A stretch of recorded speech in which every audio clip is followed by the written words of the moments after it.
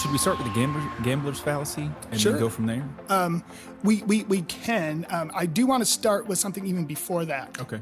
Now I'm going to set this all up. This is going to be, I think, like a PSA, Okay. public service announcement for everybody.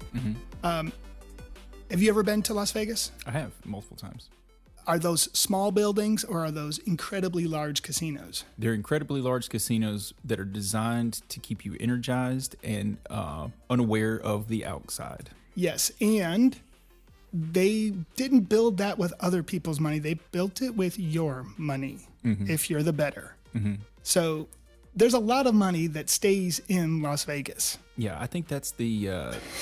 I think everybody understands that on a basic level. Yes. But then when they think about themselves, they're like, I can make a difference, or I can be different from the average. And the reason a casino wins is because math is hard, and we don't understand the math behind the reason we do not win. In general. In general. Yeah. And of course, we understand, the basics of it. So, with that, I think the first lesson that we can come up with is the gambler's fallacy. And why don't you start that for us, Charlie?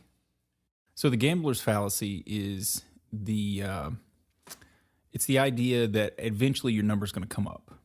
And that's the best way to put it. So if you flip a coin, like this is the way that I learned it back in stats in college, is like if you flip a coin over and over and over again and say you get heads 5 times in a row, what's the likelihood that you'll get tails, or like what's the likelihood you get heads the 6th time? It's 50-50. It's 50-50 if, of course, both sides are exactly equal in terms of weight and all that kind of stuff. So let's forget about all that. But from a theoretical perspective, 100%, it is 50-50. So I want to point out the fact that you brought up that it's got to be equal on both sides, because it does change things slightly, but that you've clearly taught this before. Yes.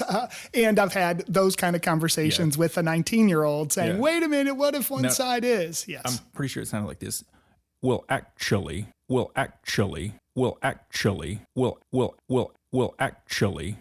there you go. And that's when I can quickly go to that. But the point is, if you were to flip a coin from today until infinity, it's going to be 50%.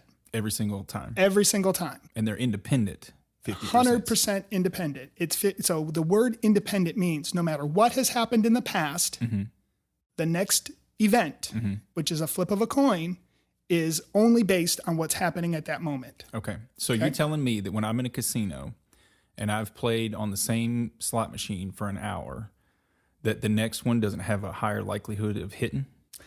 If it is based on just probability, no gaming it behind the scenes. Sure. Absolutely. There is no way that just because it hasn't hit for an hour, the next time or the next hour it's going to hit. Well, I have seen people